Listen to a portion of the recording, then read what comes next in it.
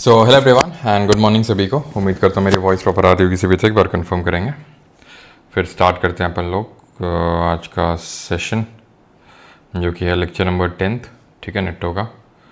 और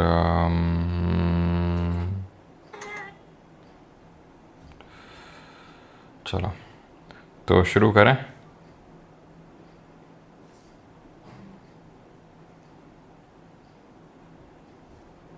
okay, good morning सभी को।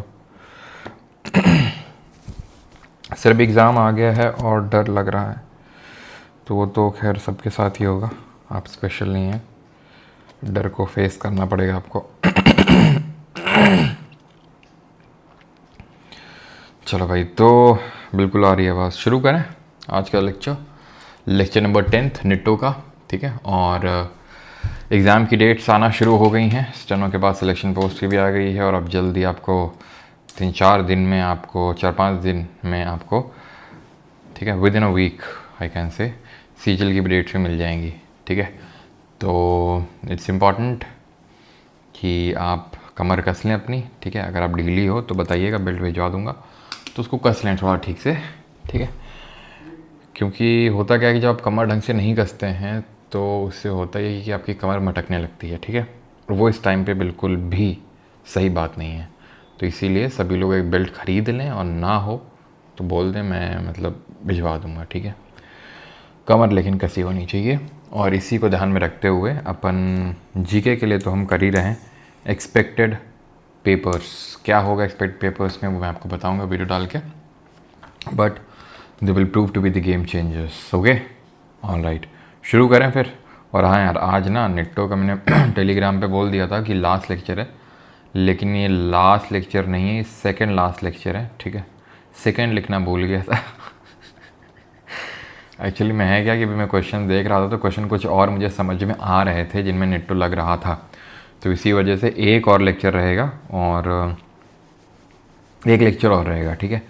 तो एक लेक्चर, जो लेक्चर 11th रहेगा, वो हमारा फाइनल होगा, और वो आपका परसों यानी मंडे के दिन होगा, बिकॉज कल हम पहला एक्सपेक्टेड पेपर कर रहे होंगे स्टेनो के लिए।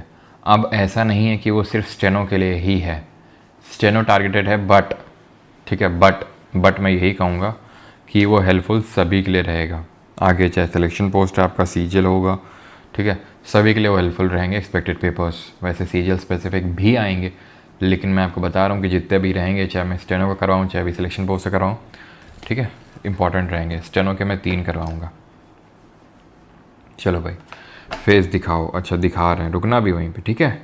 हाँ चलो, तो पहला क्वेश्चन कर लो ज़रा। यहाँ पे परमार एकेडमी ऐप पे आओगे तो फ्री कंटेंट वाले सेक्शन पे आओगे, तो यहाँ पे निट्टो सीरीज़ में आपको पीडीएफ और क्विज सब कुछ मिल जाएगा निट्टो का। यहाँ पे पहला क्वेश्चन ये रहा, इंग्लिश में ये रहा, ठीक है। हिंदी में भी दिखा रहा हूँ, इसको पहले पॉज कर लें, इंग्लिश मीडियम वाले। एंड ये हिंदी में रहा, a lot of love from Nalanda district of Bihar. Love you to anime video ji. और बाकी बताइए सभी लोग, नालंदा किसने बनवाई थी एंड किसने डिस्ट्रॉय करी थी? गुरु जी, CHSL की कोई नहीं, CHSL की तो अभी कोई खबर है सच नहीं है। हाँ।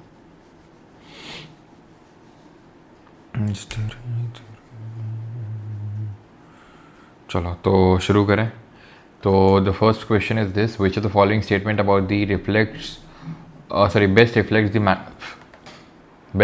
The mantle plume hypothesis and its implications in explaining intraplate volcanism and hotspot tracks, particularly in contrast to plate boundary process।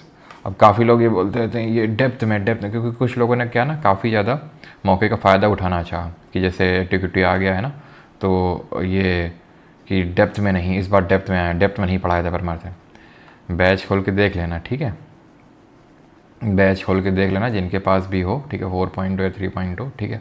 खासकर अभी जिनके पास लेटेस्ट वाला होगा तो 4.0 खोल के देखना ज़रा, ठीक है, जो आपका पहले हुआ था, ठीक है।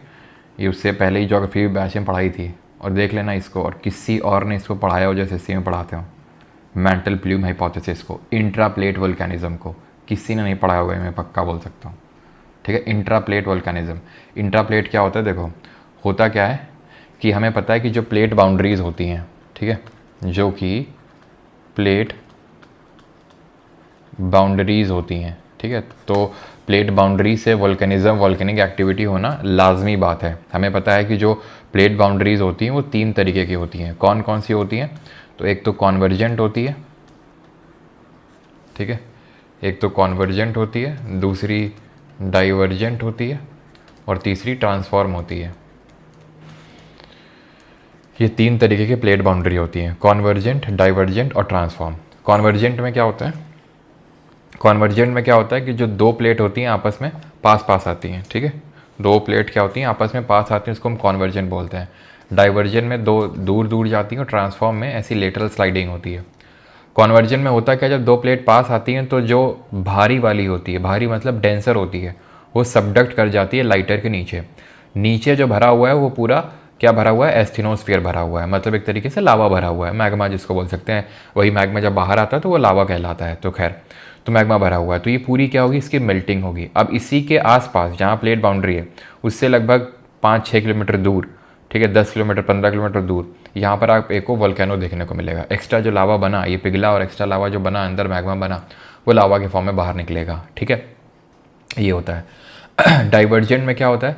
डाइवर्जेंट में आपकी जनरली सी फ्लोर स्प्रेडिंग हमें देखने को मिलती है, ठीक है। तो जो भी मिड ओशनिक रिजेस वगैरह बनती हैं वो इसी सी फ्लोर स्प्रेडिंग से बनती हैं। और सी फ्लोर स्प्रेडिंग जो थ्योरी है किसने दी थी?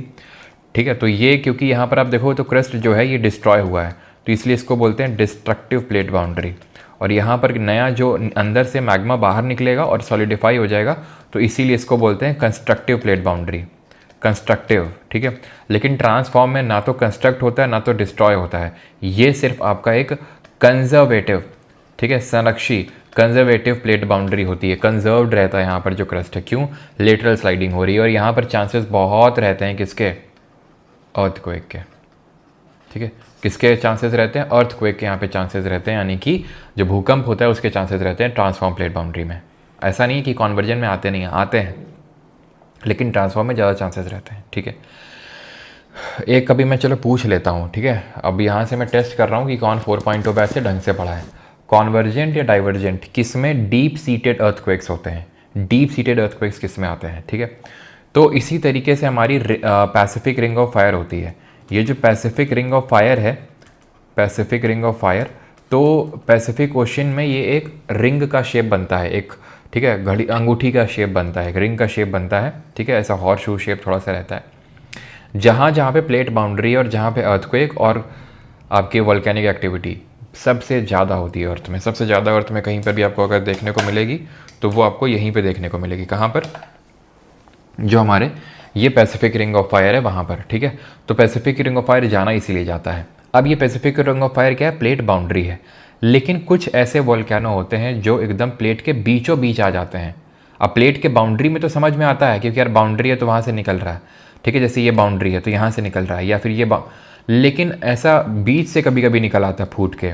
तो ऐसा इसलिए होता है, इसी को बोलते हैं मैटल प्लूम हाइपोथेसिस, क्योंकि ये वाला जो निकल रहा है, वी नो कि जो हमारी अर्थ होती है उसकी 3 लेयर होती हैं, क्रस्ट, मैटल और कोर।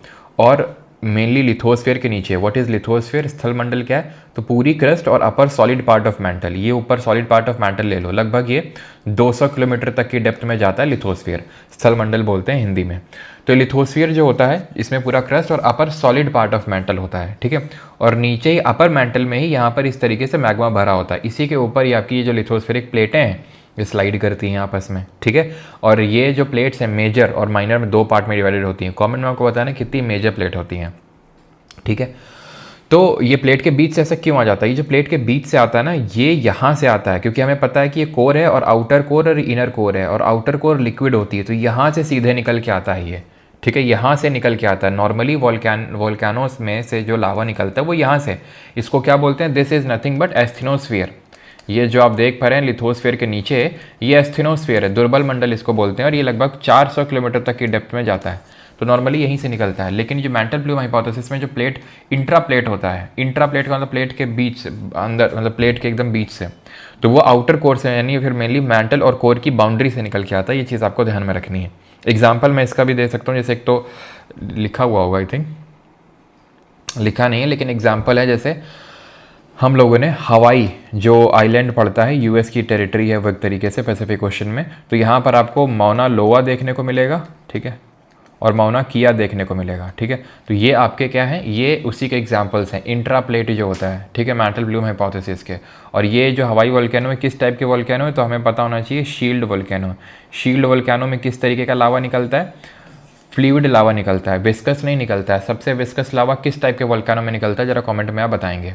ठीक है, तो यहाँ पर जो मैंने क्वेश्चन पूछा था कि डीप सीटेड अर्थक्वेक कहाँ मिलेंगे, तो डीप सीटेड कन्वर्जन में मिलेंगे। क्यों, खुद देखो यहाँ पर अर्थक्वेक कुछ यहाँ पर आ रहा होगा बहुत डेप्थ में, यहाँ पे तो यहीं पे आ जाएगा, यहीं पे प्लेट बाउंड्री है, यहाँ प्लेट बाउंड्री काफ़ी नीचे जाके हो रही है, तो यहाँ पे आपको डीप सीटेड अर्थक्वेक मिलेगा कॉन्वर्जेंट वाले में। खैर, तो इसका आंसर क्या होगा, मैंटल, इसका आंसर हो जाएगा ये option number C, mantle plumes are deep seated thermal anomalies possibly rising from the core mantle boundary causing hotspot volcanism like the Hawaiian chain independent of plate margin. जैसे कि मैं आपको एक और एग्जांपल देता हूँ।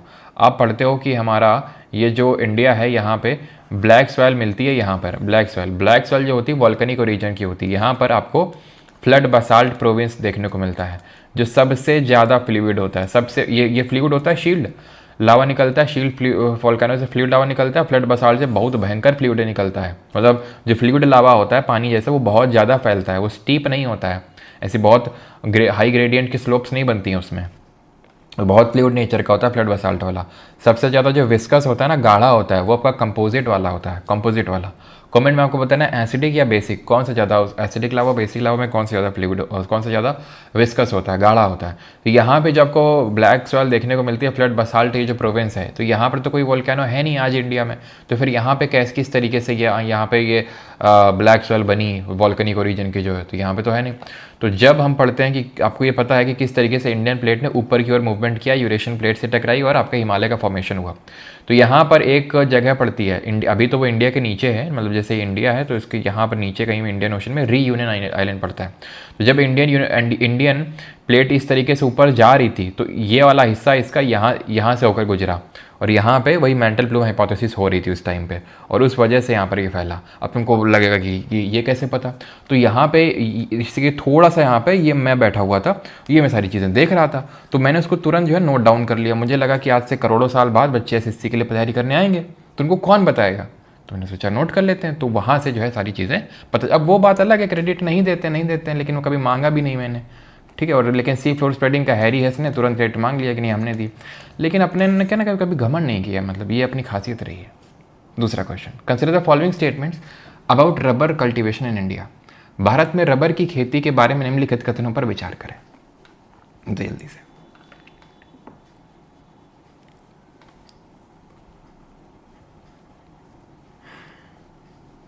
अश्वत्थामा आप ही, डाउन टू अर्थ बिल्कुल। सुधांशु जी का मैसेज क्यों डिलीट किया गया भाई एडमिन जी? सुधांशु जी लिख रहे थे, सर इतिहास में पहली बार मैं एसएससी क्लियर करने जा रहा हूँ, आपका आशीर्वाद चाहिए मुझे, दिल से आशीर्वाद, ताकि मैं इतिहास बना सकूँ। अच्छा चलो भाई अगला क्वेश्चन करते हैं। Rubber is typically grown in equatorial regions. पहले क्वेश्चन को ज़्यादा टाइम नहीं लग गया, but can adapt to tropical and subtropical zones under specific conditions. It needs an annual rainfall below 100 cm for optimal growth. Ideal temperature for rubber cultivation is about 25 degree Celsius. अब खुद सोचो, logic लगाओ, ठीक है। अब कोई नहीं कि भाई रबर कल्टीवेशन का टेम्परेचर और बारिश, मतलब पानी याद कर रहा है बैठ के कि इसमें रबर में ना इतना बारिश चाहिए, इसमें इतना पानी चाहिए। लॉजिक लगाओ ना भाई। ऐसी मेरी चरचर क्यों बोलने लगती बीच में, है क्या हो गया इसमें ऐसा? इसको बंद करके फिर चालू करना पड़ेगा, यानी बीच कट ऐसी आवाज़ करती है।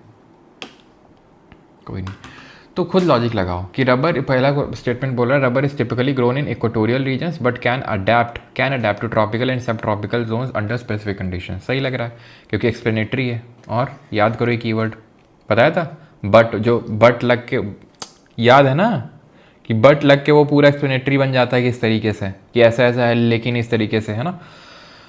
तो सही लग रहा है, वैसे ही पढ़ के एक्सप्लेनेटरी है। तो एक और थोड़ा सा हमें इतना तो पता है, यहाँ रबड़ जैसे ना साउथ इंडिया में ग्रो होती है, केरल वगैरह में, है ना, इतना तो पता ही होगा। ऐसा तो नहीं यूपी बिहार में कहीं रबड़ ग्रो होती है, साउथ में ही होती है, यानी ट्रॉपिकल जो सब ट्रॉपिकल रीजन्स होते हैं, क्योंकि आपको पता है कि ये इसके नीचे वाला सब ट्रॉपिकल, मतलब ट्रॉपिकल है, और इसके ऊपर जो है हमारा इंडिया, ये टेम्परेट रीजन में आता है, क्योंकि ट्रॉपिक ऑफ कैंसर यहाँ से बीच से होकर गुजरती है। तो ये सही है। तो खुद सोचो, एनुअल रेनफॉल बिलो 100 सेंटीमीटर, यहाँ पे तुमको लगता है 100 सेंटीमीटर से, यहाँ कहीं रेगिस्तान है? नहीं नहीं, यहाँ के तुमको लगता है सूखा पड़ा रहता है। क्यों? गलत हो गया। और अगर ये गलत, ख़त्म हो गया सवाल, ऑप्शन नंबर ए। ऐसा मत सोचा करो कि नहीं यार ये तो टेम्परेचर पूछ ले, अब ना अब हम एनसीईआरटी कक्षा 6 वाले कक्षा 6 से 12 तक एनसीईआरटी लेके आएंगे, क्योंकि कक्षा 9 की जो एनसीईआरटी है उसमें लिखा हुआ है रबर का कितना टेम्परेचर हो चुका बेटा। तुम नहीं, तुम रहने दो, तुम्हारे बस की बात नहीं। फिर consider the following statement regarding, ये फिर से वही क्वेश्चन आ गया क्या? नहीं, दूसरा है, वो रबड़ वाला था, कॉटन वाला है। कॉटन कल्टीवेशन इंडिया, भारत में कपास की खेती के संबंध में निम्नलिखित कथनों पर विचार करें। करें विचार।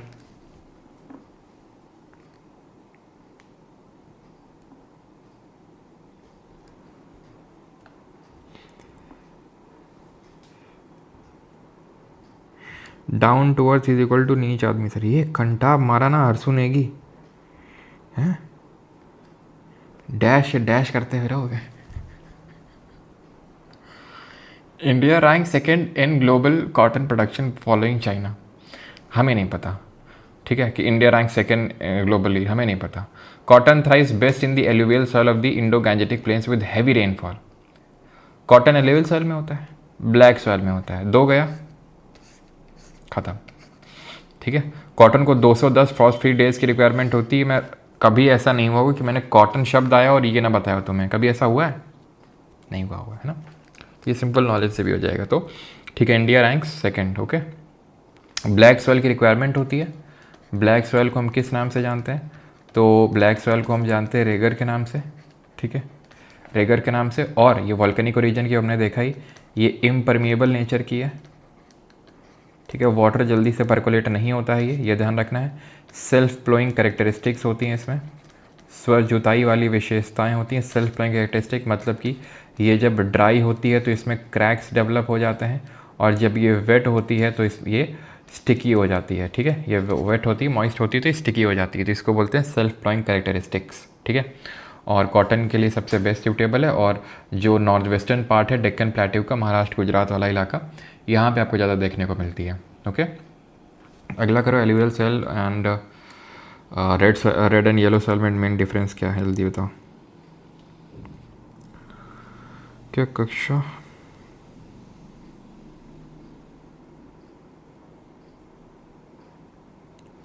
सर कल की कोलैब वाली बात बता दीजिए। जैसे कोलैब वाली, अरे कुछ नहीं, उसकी थोड़ा मैंने कुछ और सोच रहे थे इसलिए ज़्यादा हंसी आ गई थी। तो मैं ये बोल रहा था कि मतलब जैसे जब 2 टीचर मिलते हैं ना आपस में, तो वो ऐसा कहते हैं कि सर मिलके कुछ बड़ा करते हैं, ऐसा मतलब बोलते हैं, ठीक है। वो कर पाए ना कर पाए बात अलग है, लेकिन बोलते ज़रूर हैं कि सर मिलके कुछ बड़ा करते हैं। हर किसी कहते थे।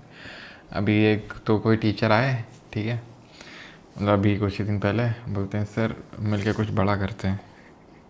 हमने कहा अभी हमने कहा अभी कुछ ही टाइम पहले लगातार कुछ बड़ा किया है, ठीक है, तो थोड़ा सा रुकना चाहते हैं अभी, ज़्यादा बड़ा हो जाएगा, दिक्कत हो जाएगी, तो थोड़ा सा भी रुक जाइए। कैसे the following statement correctly differentiates alluvial soil from red and yellow soil. Alluvial from rock बनती है, red and yellow river transported होती है। Alluvial older type most fertile होती है, red and yellow coloured by iron होती है। Alluvial Sandy लोम टुकले होती है। सिंपल है यार, मैंने एक चीज़ तुमको बता रखी है, सॉइल इंडिया की कोई भी हो, फॉस्फोरस ह्यूमस में पुअर ही होगी। चाहे एलुवियल ले लो, चाहे ब्लैक ले लो, चाहे तुम रेड ले लो, चाहे कोई ले लो, लैटराइट ले लो, ह्यूमस में तो पुअर ही होगी। ह्यूमस में तो पुअर ही होगी। ह्यूमस क्या होता है? ह्यूमस होता है dark coloured amorphous solid compound which is colloidal in nature. ये ध्यान रखना है आपको, ऑर्गेनिक मैटर होता है ये ह्यूमस। और फॉस्फोरस में भी जनरली पुअर ही देखने को मिलेंगे, जैसे कि फॉस्फोरस में पुअर होती है एलुवियल सेल, ठीक है, पुअर होती है, लेकिन रिच होती है किसमें? रिच होती है पोटैश में, ठीक है। अब आप यहाँ पे देखो, ये थोड़ा आपको सही लग सकता है कि हाँ रेड ना आयरन की वजह से रेड होती है, बिल्कुल होती है आयरन ऑक्साइड की वजह से, लेकिन ये देखो चट्टानों से बनती है एलुवियल सॉइल। भाई हमें पता है कि एलुवियल सॉइल कहाँ पे देखने को मिलती है, एक तो नदर्न प्लेन्स में, और जो ईस्ट फ्लोइंग रिवर्स हैं उनके डेल्टा में, यही हम पढ़ते हैं, यहीं पे मिलती है। क्यों? क्योंकि यहाँ पर आपका ये पूरा गंगा रिवर सिस्टम है, यहाँ पर आपका पूरा ब्रह्मपुत्रा रिवर सिस्टम है, यहाँ पर इंडस रिवर सिस्टम है, ये पूरा आपको पता है ना, ये पूरा रिवर सिस्टम है हमारा, जिसमें कि सबसे वेस्ट में इंडस होगी और सबसे ईस्ट में आपका ब्रह्मपुत्रा रिवर सिस्टम है। और यहाँ पर आपकी काफ़ी लंबी लंबी पेनिनसुलर रिवर्स की अगर हम बात करेंगे तो दो पार्ट में डिवाइड करते हैं, वेस्ट और ईस्ट फ्लोइंग। तो ईस्ट फ्लोइंग ज़्यादा रिवर्स हैं, गोदावरी, कृष्णा, कावेरी, महानदी, तो वो सब उनके डेल्टा में भी आपको एल्यूवियल सॉइल देखने को मिलती है। तो एल्यूवियल सॉइल जो है आपकी रॉक से नहीं रिवर्ट से ट्रांसपोर्ट होकर बनती है, तो मतलब इसने इंटरचेंज कर दिया यहाँ पर, तो ये भी गलत, ठीक है। अब ये जो एल्यूवियल होती हैं ओल्डर टाइप की नहीं होती हैं, बहुत ज़्यादा फर्टाइल नहीं होती हैं, ओल्डर नहीं होती हैं, न्यू हैं।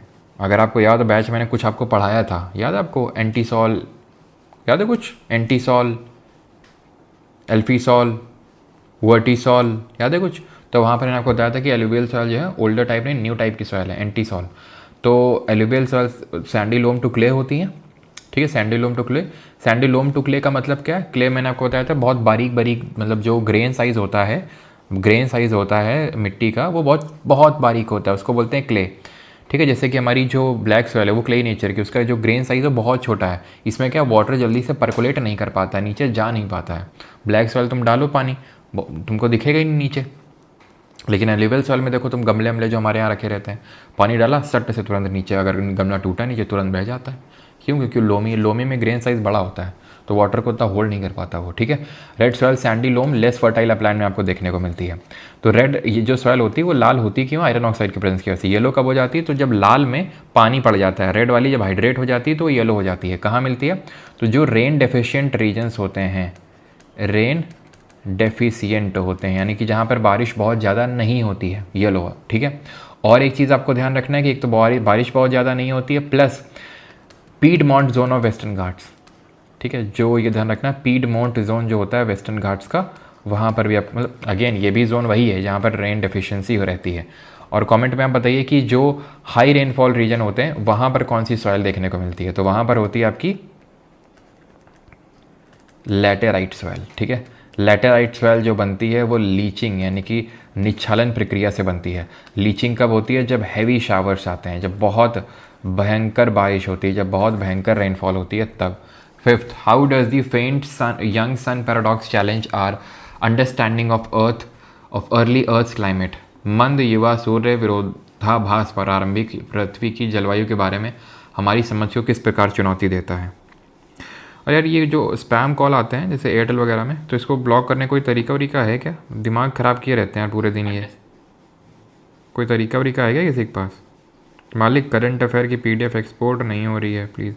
ठीक है मालिक, देते हैं, शुभम बोलते हैं, अभी बोल देंगे ना। हिंदी PDF डल गई होगी मान सिंह, हिंदी वाली PDF डली नहीं क्या करंट अफेयर की अभी शॉर्ट की? पर एडमिन जी रिप्लाई कर रहे हैं follow current affair short series. Admin ji वो नहीं बोल रहे हैं, मान सिंह बोल रहे हैं कि हिंदी वाला डला है कि नहीं डला है। अगर नहीं डला है तो देख लीजिए, डलवा दीजिए उसको। How does the faints young sun paradox challenge our understanding of early earth climate. अब यहाँ पे फेंट यंग सन पैराडॉक्स की बात हो रही है, ठीक है। कहीं सन दूर दूर तक दिख रहा है, मतलब मैं ऐसा नहीं बोल रहा हूँ कि एकदम ये सन और देखो सन कहाँ पे मैच, नहीं, मतलब पढ़ना है पूरा, ठीक है, कि भाई फेंट यंग सन पैराडॉक्स। पैराडॉक्स का मतलब क्या है? विरोधाभास टाइप है, विरोधाभास। It implies there was no liquid water on early earth. Sun की बात हो रही है, सन तो होना ही चाहिए, मतलब at least. It proves the moon once had an atmosphere. It suggest that early solar output was too weak to prevent global freezing. इससे पता चलता है कि प्रारंभिक सौर ऊर्जा इतनी कमजोर थी कि वैश्विक हिमीकरण को रोका नहीं जा सका, ठीक है। सोलर आउटपुट काफ़ी कम था, तो ये सन की बात हो रही है। It shows earth was too hot due to excessive solar radiation, यहाँ पर भी सन की बात हो रही है, तो ये तो नहीं होंगे, ठीक है। It shows earth was too hot, अब इन दोनों में से हो सकता है, ठीक है। अब यहाँ पे तुम वो कॉन्सेप्ट लगा सकते हो लंबार्डी वाला, और सही है भी यही, ऑप्शन नंबर सी भी। लेकिन इतने शॉर्ट में तो मैंने बिल्कुल लंबार्डी वो नहीं बोलूँगा कि ये लंबार्डी की वजह से सही है या फिर ज़्यादा, क्योंकि थोड़ा बहुत ही है एकदम, मैंने आपको बताया एकदम ऐसा मिलाना नहीं है बैठ के कि थोड़ा सा लंबा हो गया इस तरीके से। फिर वहाँ पर आपको देखना है कि भाई क्वेश्चन पूछ क्या, मतलब उसका सेंस निकालने की कोशिश करनी है कि मंद युवा सूर्य विधवा। मंद सुआ का मतलब, मंद युवा सूर्य का मतलब क्या है? फेंट यंग सन। सन जब यंग था बहुत पहले, फेंट था मतलब उतनी ज़्यादा सनलाइट डालता नहीं था, लाता नहीं था, तो early solar output was too weak. Simple हो रहा है एटिमोलॉजी सब पकड़ में। भाई मैं गारंटी लेके कह सकता हूँ 100% जितने स्टूडेंट ने दिया होगा 100% कोई नहीं जानता होगा इसको फेरेंटियंस एंड पैराडॉक्स क्या है। अब तुम देखना फेरेंटियंस कौन सी किताब में, अच्छा इसमें दिया है, चलो इसको पढ़ेंगे, बेवकूफ़ी एकदम। ठीक है, इस तरीके से इसको बनाना था। 6th, which of the following factors, मैं बार बार पता है क्यों इतना उत्तेजित हो जाता हूँ, बेवकूफ़ी ये वो, क्योंकि मैं पहले बहुत ये सब किया करता था जैसे नहीं, जब मैं जेई के प्रिपरेशन करता था या फिर जब मैं फर्दर इसकी प्रिपरेशन में, तो खासकर जेई बहुत किया है। ठीक है, कि भाई अच्छा ये क्वेश्चन इस किताब से है, जाके अभी डीसी पांडे खरीदता हूँ जाके, अच्छा ये क्वेश्चन RS अग्रवाल अभी खरीदता हूँ जाके RS अग्रवाल। ये गलती मैंने बहुत करी है। ठीक है, इसलिए मैं काफ़ी ना उत्तेजित हो जाता हूँ ये चीज़ देखते ही सुनते ही। Which of the following factors contributes to the low child sex ratio in some economically developed northern states of India? निम्नलिखित में से कौन सा कारक भारत के कुछ आर्थिक रूप से विकसित उत्तरी राज्यों में कम बाल लिंग अनुपात में योगदान है? कर लिया होगा आई थिंक, आप सभी ने, नहीं किया तो पॉज करके करो। तो चाइल्ड सेक्स रेशियो का मतलब क्या होता है? सेक्स रेशियो का मतलब होता है कि 1000 मेल्स के लिए 1000 लड़कों के लिए कितनी फीमेल्स हैं, यही सिंपल मतलब होता है सेक्स रेशियो का। अब चाइल्ड सेक्स रेशियो का मतलब होता है 0 से 6 साल तक के जो बच्चे हैं उनमें ये चीज़ को हम ऑब्जर्व करते हैं। अब ये चीज़ लो है, विच मीन्स कि 1000 लड़कों के लिए कम लड़कियां हैं, ऐसा इसका मतलब है। ठीक है, in the economically developed northern states of India. तो ऐसा क्यों है, कौन से फैक्टर्स हैं? Increase accessibility to prenatal sex determination methods, high level of female literacy and empowerment. अगर हम महिलाओं को एम्पावर कर देंगे, उनको अगर साक्षर बना देंगे, तो इससे सेक्स रेशियो कम हो जाएगा। ये तो फर्जी बात हुई भाई। जनरली लोग क्या होता है कि भाई फीमेल हुई तो पहले तो बहुत होता था, अब तो खैर काफ़ी कम हो गया, कि उसको मार दो। जैसे हमें मतलब मम्मी लोग बताती हैं कि जब जैसे मतलब उनको बताया होगा किसी ने, तो पापा ने फिर जो भी, कि मतलब ऐसे बुआ हुई थी हमारी, ठीक है, बहुत छोट जब हुई होंगी बुआ हमारी, तो वैसे तो नहीं है अभी भी, मतलब जब हुई थी तो ऐसा बाकी मतलब दादी बताती थी हाँ, कि ये सब जो आसपास है ना, ये सब इन्होंने बोला था कि मार दो। मतलब मारने का होता था कि तम्बाकू, पता नहीं तम्बाकू होती थी, उसको रख दो मुंह में, तो उससे बच्चा मर जाता था। मतलब ऐसा जो उनकी जेठानियाँ और देवरानियाँ जो थीं उन्होंने सजेस्ट किया था, लेकिन दादी बताती थी कि मतलब हमने ऐसा किया नहीं था। ठीक है, मतलब दादी के काफ़ी क्लोज थी वो, अभी तो नहीं, उनकी डेथ हो गई थी काफ़ी, आई थिंक पहले ही कुछ बीमारी हो गई थी। शी वॉज आई थिंक, जब बताती हैं मम्मी लोग कि ऐसा कुछ तो 8-10 साल की रही होंगी। ठीक है, तब डेथ हो गई थी पापा से, ऐसा छोटी थी। मतलब हमारे यहाँ पे मतलब कोई फीमेल नहीं है, मतलब हमारे अभी यति हुई है, पहली फीमेल हुई है हमारे पूरे मतलब बाप दाद, मतलब हमारे पापा के नहीं, मतलब ऐसा। ठीक है, बाबा के कोई नहीं रहा, पापा लोगों के भी कोई नहीं, चाचा बड़े पापा किसी के भी नहीं रहा, मतलब यति पहली हुई है। तो मतलब वही बताती थी कि किस तरीके से उस टाइम पे मतलब सोचना भी कितना वो है ना, कि लेकिन अभी खैर वो चीज़ें काफ़ी कम हो चुकी हैं। तो ये है, लेकिन फिर भी कई जगहों में होता है। तो फीमेल लिटरेसी अगर होगी तो क्या ऐसा होगा? बिल्कुल नहीं होगा। ठीक है, फीमेल लिटरेसी में ऐसा नहीं होता है। ठीक है, तो ये अच्छी चीज़ है। अच्छी चीज़ वोंट लीड टू अ गंदी चीज़, सिंपल सी बात है। अच्छी चीज़ होगी, करवाएगा। Strengthen enforcement of gender equal policies. ठीक है, लिंग समान नीतियों को सुदृढ़ प्रवर्तन, यानी कि strengthen the enforcement of gender.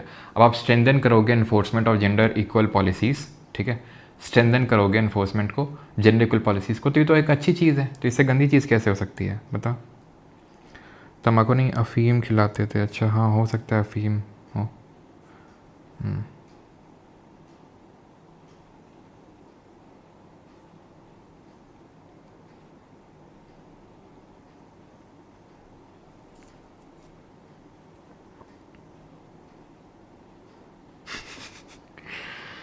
ठीक है, तो आंसर 1 और 3, ऑप्शन नंबर सी, 1 और 3। ओके, अगला क्वेश्चन करो, 7th।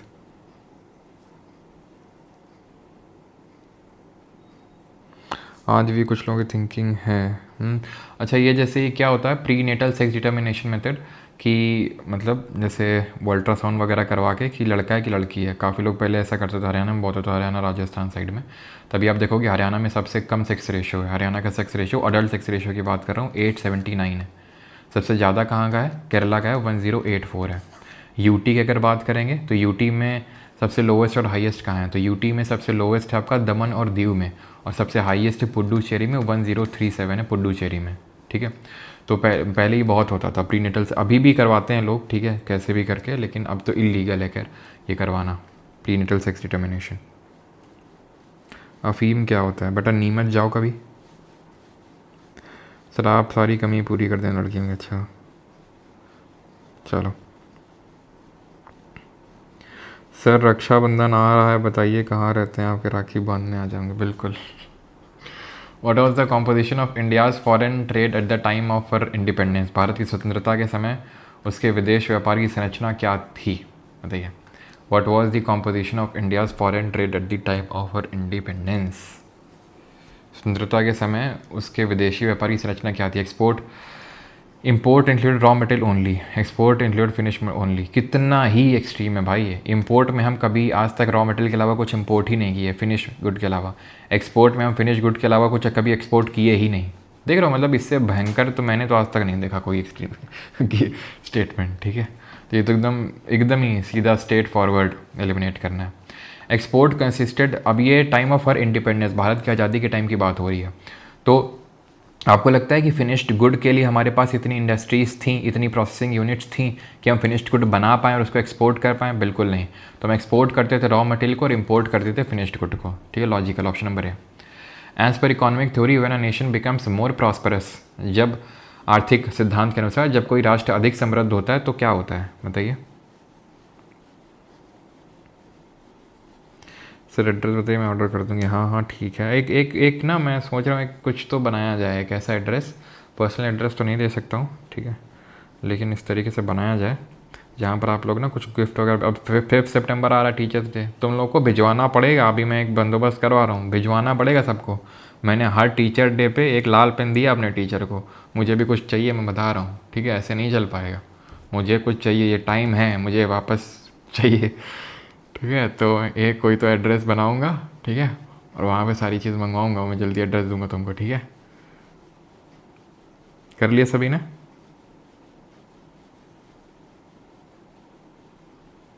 कर लिया?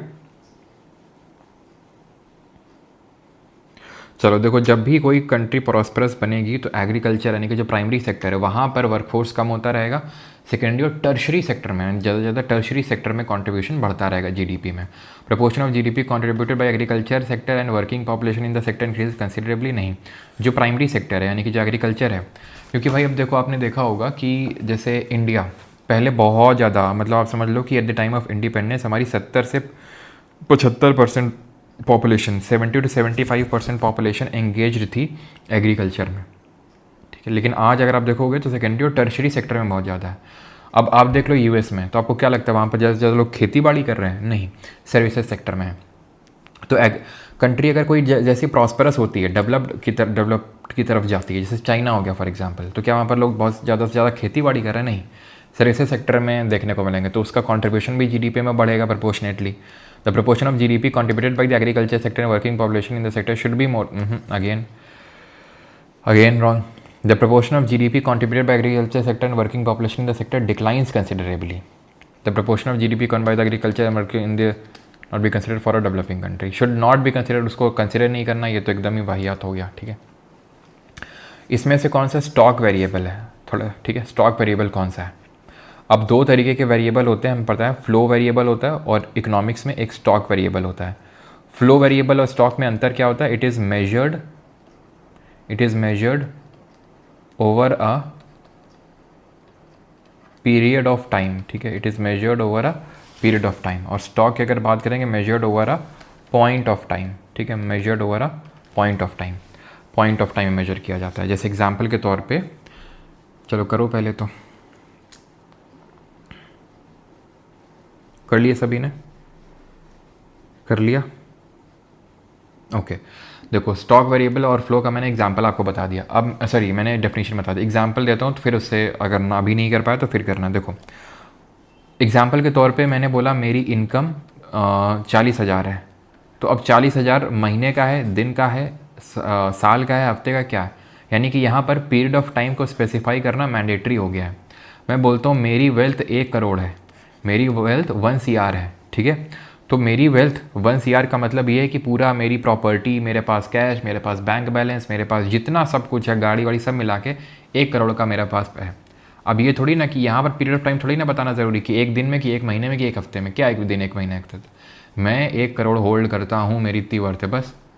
अब 1 दिन और 1 हफ्ते में क्या है, यहाँ पर कोई लॉजिक बनता है? नहीं बनता है। तो यानी कि अगर इनकम फ्लो वेरिएबल है तो जो वेल्थ है वो एक स्टॉक वेरिएबल है। सिंपल सी बात है, ठीक है? ओके। तो उसी तरीके से स्टॉक की अगर बात करेंगे, amount of food grains available in all warehouse of the country on the first day of its financial year, simple stock variable है। अब on the first day of its financial year आज कितना हमारे पास food grain है, कितने हमारे पास खाद्यान्न है, कितना है सारे वेयर हाउस का मिला के? इतना है। भाई थोड़ी ना कि 1 दिन में है, कि 1-2 दिन में, कोई लॉजिक बनता है यहाँ पर? अब annual production of food grains in country, खाद्यान्न का वार्षिक उत्पादन कितना हो रहा है? तो यहाँ ज़रूरी पड़ गया ना, वार्षिक है, एनुअल, ठीक है? यहाँ पर ज़रूरी पड़ गया ना कि भाई एनुअली इतना प्रोड्यूस हो रहा है, इतना प्रोडक्शन हो रहा है। अब हो सकता है 1 हफ्ते में हो रहा है, 1 दिन में हो रहा है, लेकिन वहाँ पर पीरियड ऑफ टाइम स्पेसिफाई किया गया है annual. Export of food grains in a particular financial year, यहाँ पर एक पीरियड ऑफ टाइम स्पेसिफाई किया गया है, यहाँ पर किया गया है, ठीक है? तो ये चीज़ ऑप्शन नंबर है। और यहाँ पर बेवकूफ़ी मत करना, ऑल एक्सट्रीम कीवर्ड, तो है ना, ये बेवकूफ़ी मत करना। इतना तो आई होप, इतना तो कॉमन सेंस डेवलप कर ही लिया होगा। 10th, which of the following statement is not correct, निम्नलिखित में से कौन सा कथन सही नहीं है? बताइए कौन सा कथन सही नहीं? इसमें यार निट्टो तो नहीं लग रही थी कोई भी, कुछ ये मतलब प्योर नॉलेज बेस्ड था। विच ऑफ द फॉलोइंग, अभी और क्वेश्चंस आएंगे, लास्ट में मैंने इंक्लूड किए हैं। एक्चुअल में क्या ना, यहाँ तक मैं क्वेश्चन देख रहा था तो मुझे लग रहा है निट्टो अब धीरे धीरे लग नहीं रही, मतलब और क्वेश्चन अब मुझे मिल नहीं रहे, लेकिन फिर मुझे आगे मिलने लगे, तो इसीलिए मैं बोल रहा हूँ कि ये सेकंड लास्ट है, अगला वाला लेक्चर लास्ट होगा, ठीक है? तो नॉट करेक्ट पूछा है यहाँ पर, नॉट करेक्ट, बताइए जल्दी से। Not correct. CRR is equal to percentage of deposit which a bank must keep as cash reserve with the bank. Okay, ये तो सही है कि भाई आपको पता है कि CRR क्या होता है? CRR होता है कि जो सर्टेन पार्ट ऑफ NDTL होता है वो बैंकों को, सर्टेन पार्ट ऑफ NDTL का certain part in the form of cash वो बैंक्स को RBI के पास रखना होता है। Net demand and time liability का, लायबिलिटी क्या होता है? जो बैंक में डिपॉजिट्स आते हैं लोगों की तरफ से, फिर किसी की बिजनेसेस की तरफ से, लोगों की तरफ से आते हैं तो वो सेविंग अकाउंट होता है, बिजनेस से आते हैं तो वो करेंट अकाउंट होता है, तो सब मिला के वो लायबिलिटी बनती है।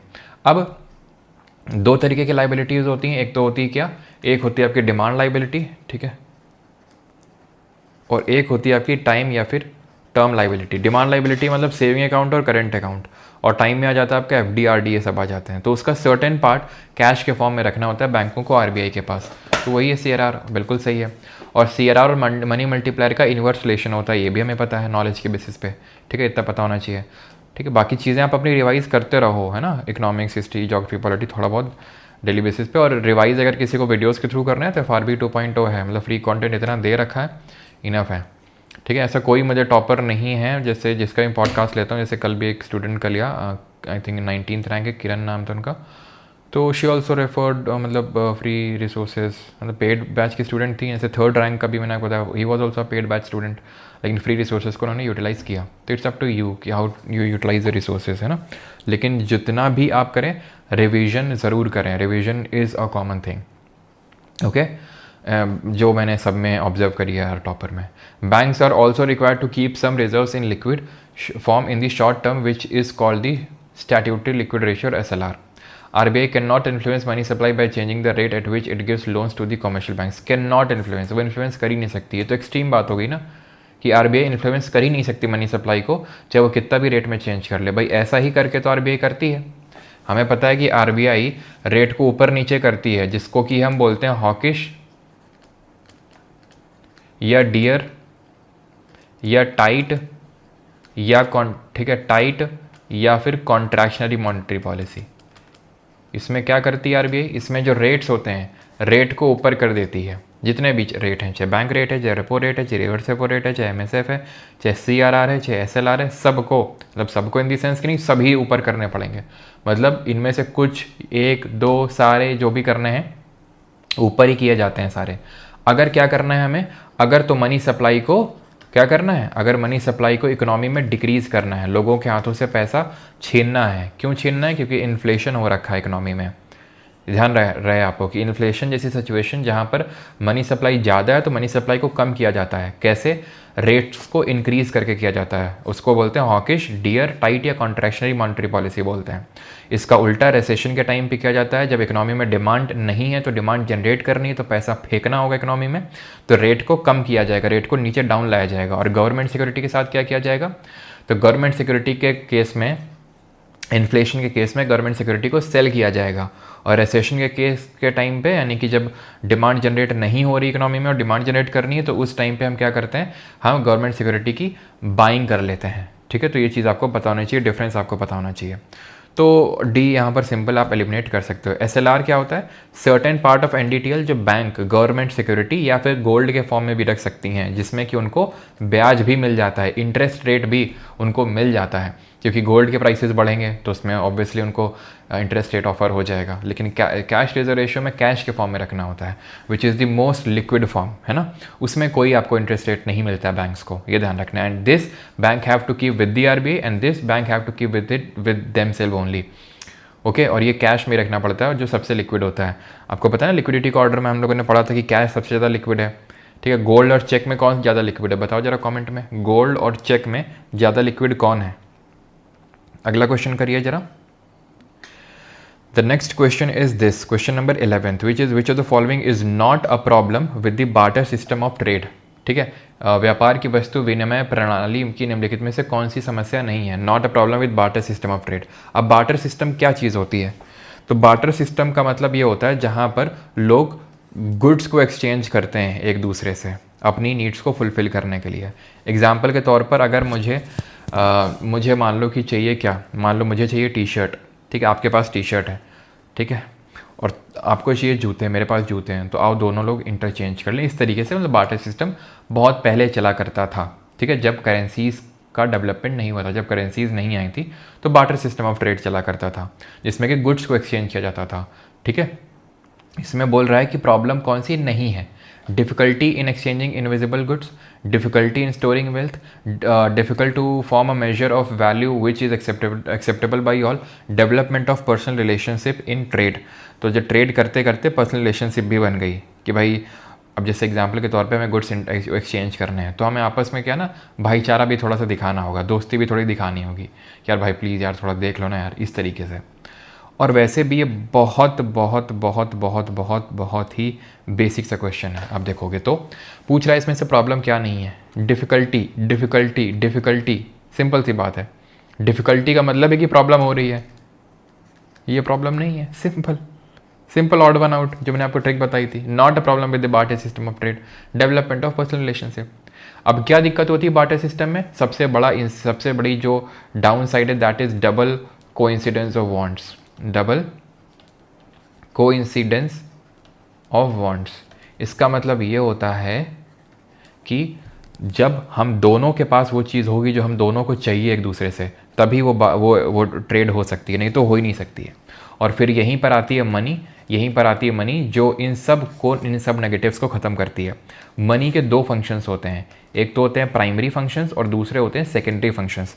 प्राइमरी फंक्शन में एक तो होता है कि मीडियम ऑफ एक्सचेंज के तौर पे काम करता है, ये मैंने आपको पढ़ाया है सारी चीज़ें, मीडियम ऑफ एक्सचेंज के तौर पे काम करता है, प्लस मेजर ऑफ वैल्यू के तौर पे भी काम करता है, मेजर करता है वैल्यू का, तो major of value. Secondary functions की अगर बात करेंगे तो एक तो स्टैंडर्ड ऑफ डेफर्ड पेमेंट्स, कि जो हमारी पेमेंट्स स्टैंडर्ड ऑफ डेफर्ड की अभी खर्च कर लो बाद में पे कर देना, जैसे क्रेडिट कार्ड वाला सिस्टम होता है डेफर्ड पेमेंट्स का। ओके, और सेकेंडरी में आपका आ जाएगा स्टोर ऑफ वैल्यू, कि आप उसकी स्टोर कर सकते हैं वैल्यू को। मान लो मेरे पास बहुत अनाज है, अनाज तो सड़ जाएगा कुछ टाइम पे, मैं अपने बच्चों को पास ऑन कैसे करूँगा? लेकिन वेल्थ पास ऑन हो सकती है, मतलब लेकिन मनी जो करेंसी वो पास ऑन हो सकती है ना। चलो अगला करिए जरा। This is personal disposable income refers to, तो व्यक्तिगत प्रयोज्य आय का तात्पर्य क्या है? Personal disposable income. डिस्पोजेबल का मतलब है जो हम खर्च कर सकते हैं, ठीक है। डिस्पोजेबल का मतलब क्या होता है? जो हम खर्च कर सकते हैं, ठीक है, जो हमारे पास फाइनली बचती है। Personal income which is available for consumption and saving, private income which is available for consumption and saving. क्या लग रहे हैं? दोनों सिमिलर ऑप्शंस लग रहे हैं। अब पर्सनल होगा कि प्राइवेट होगा, तो लग तो रहा है कि यार पर्सनल डिस्पोजेबल है तो पर्सनल इनकम ही होना चाहिए फिर तो ऑप्शन नंबर ए यहाँ पर सही आंसर होगा।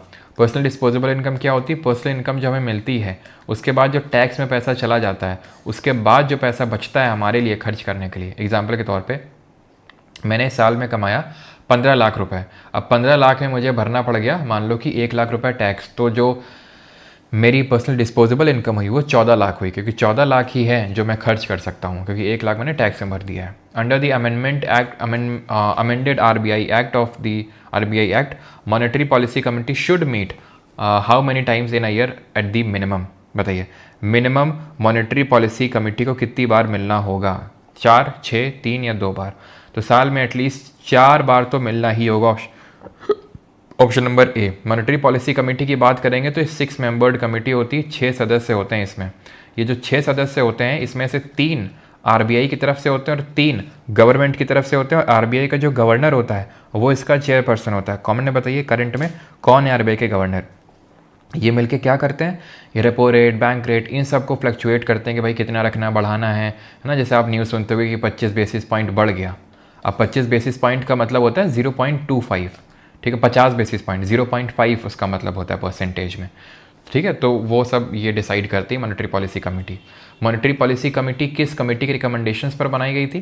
तो एक उर्जित पटेल कमेटी बैठी थी 2016 में, उसके रिकमेंडेशंस पर, ठीक है, उसके रिकमेंडेशंस पर इस मॉनेटरी पॉलिसी कमेटी को सबसे पहली बार बनाया गया था।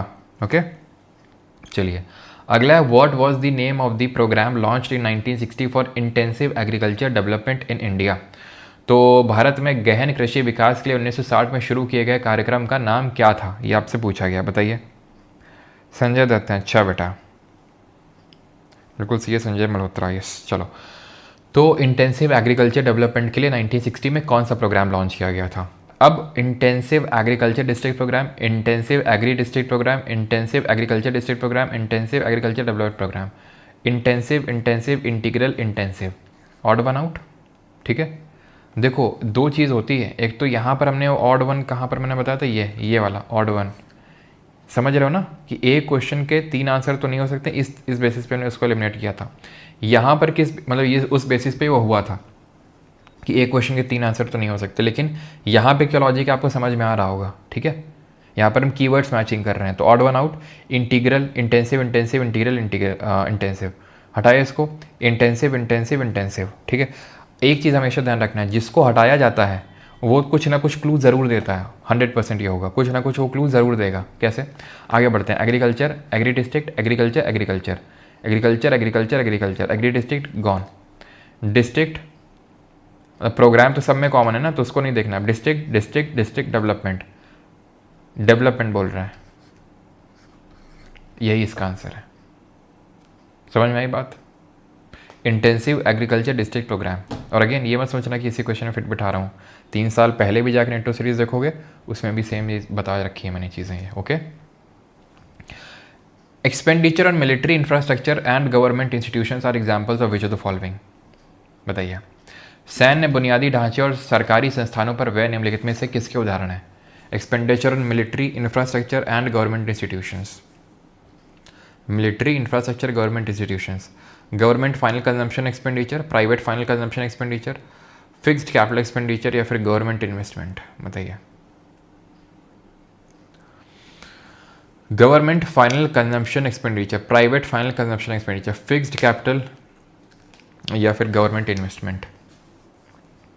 तो पहली बात तो यहाँ पर इन्वेस्टमेंट की नहीं हो रही, एक्सपेंडिचर की हो रही है, ये हमें क्वेश्चन से भी पता चल रहा है। गॉन, ठीक है।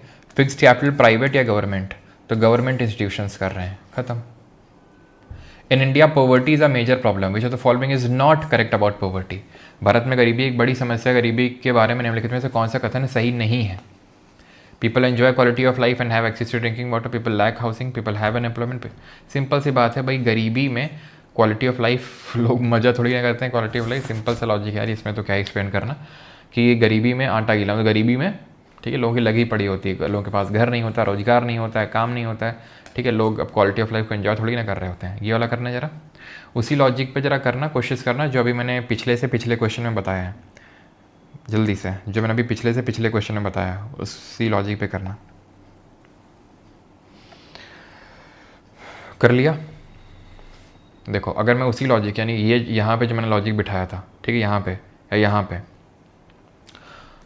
ठीक है, 33.74, 38, 33, 33 गॉन, ठीक है, गॉन, ये वाला गॉन, 31.98, 31.98, 31.98, 41 गॉन, 36.6, 16.6, 16.6, 16.6, 36 पे ये चला जाएगा ऑड वन, बचा क्या? ऑप्शन नंबर सी।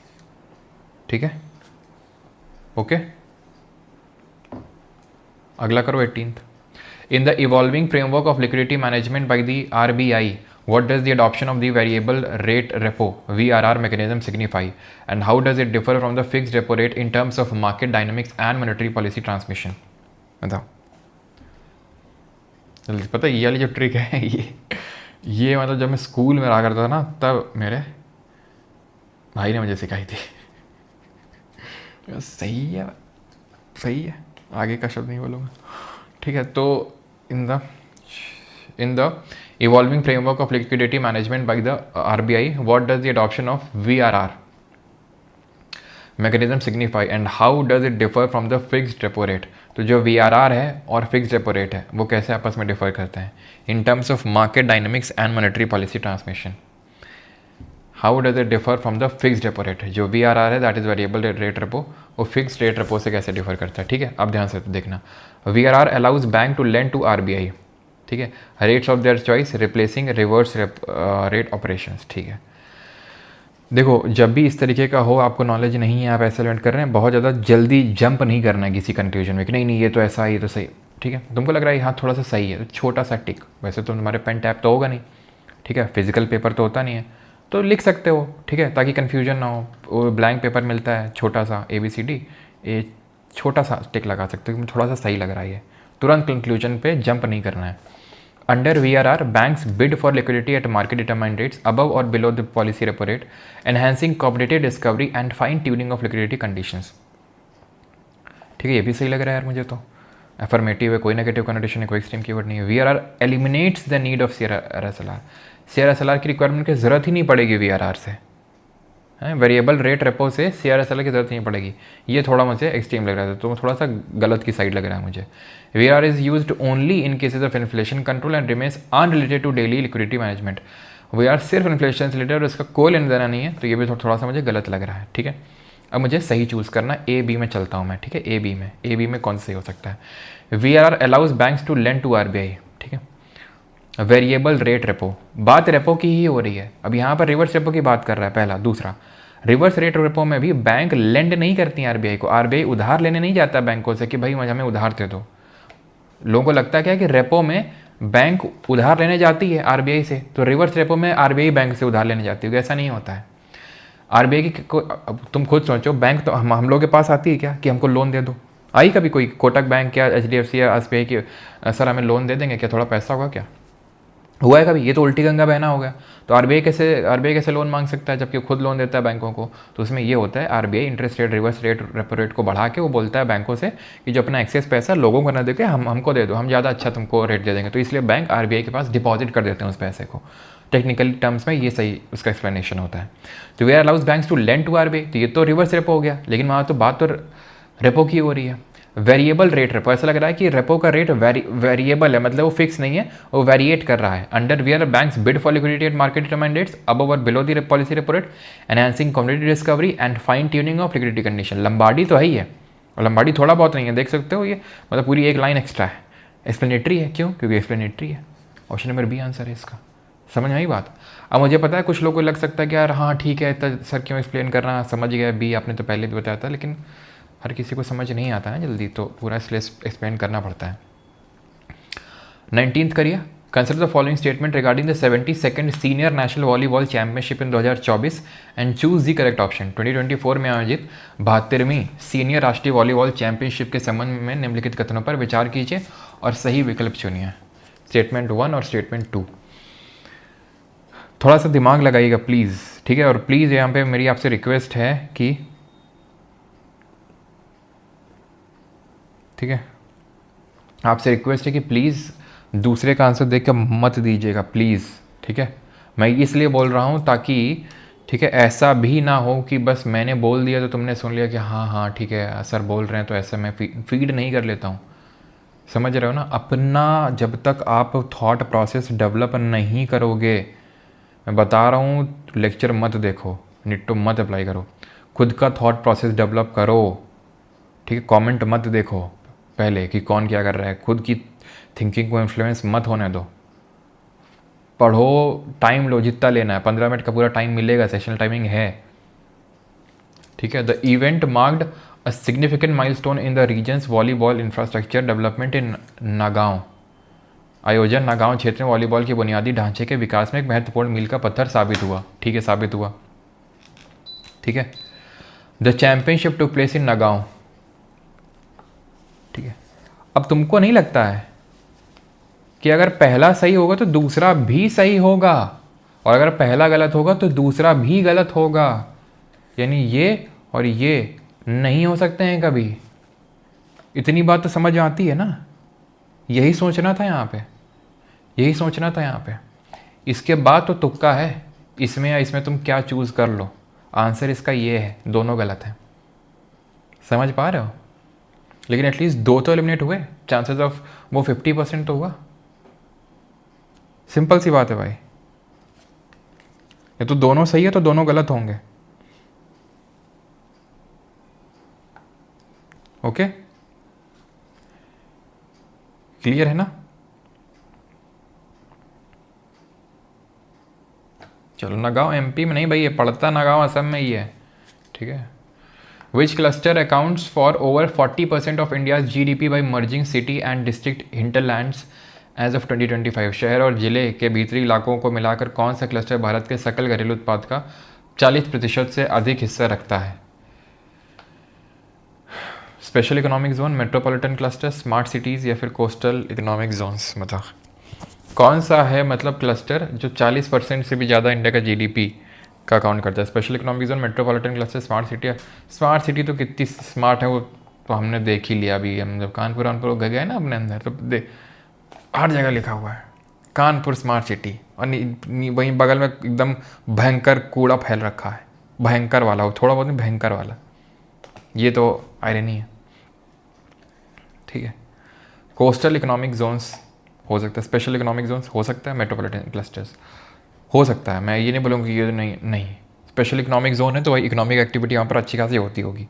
कोस्टल इकोनॉमिक जोन है तो यहाँ भी इकोनॉमिक एक्टिविटी होती होगी। और मेट्रोपॉलिटन क्लस्टर, मेट्रोपॉलिटन सिटीज़ है तो यहाँ पर भी इकोनॉमिक एक्टिविटी होती होगी। ठीक है। अब यहाँ पे अगर आप देखोगे तो एटिमोलॉजी वाला कॉन्सेप्ट यहाँ पर आप, ठीक है, कॉन्सेप्ट लगा सकते हो।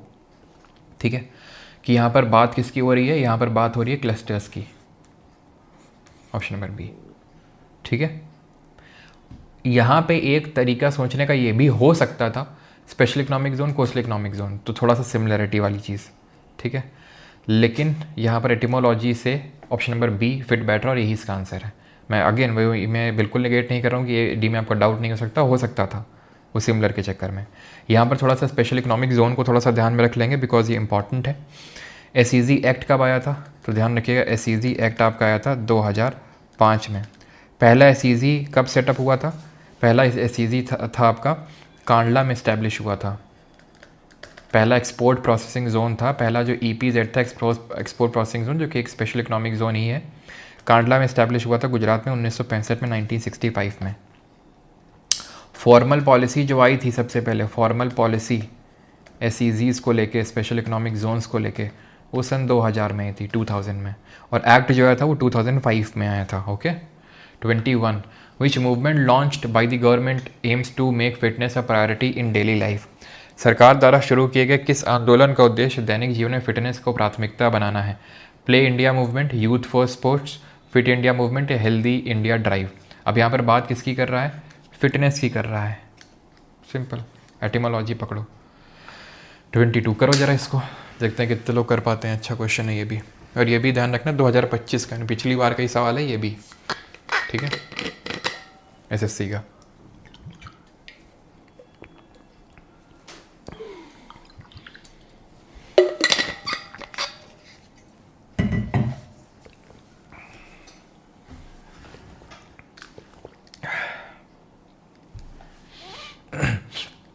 Which of the following best describes the key structural challenges and policy gaps underlying the mental health crisis in India as highlighted by the National Mental Health Survey 2015-16 and the Mental Health Care Act of 2017? ये हिंदी में question पढ़ लीजिए। भारत में मानसिक स्वास्थ्य संकट की पृष्ठभूमि में विशेष रूप से राष्ट्रीय मानसिक स्वास्थ्य सर्वेक्षण तथा मानसिक स्वास्थ्य देखभाल अधिनियम 2017 द्वारा उजागर की गई संरचनात्मक चुनौतियों और नीतिगत खामियों को निम्नलिखित में से कौन सा कथन परिलक्षित करता है?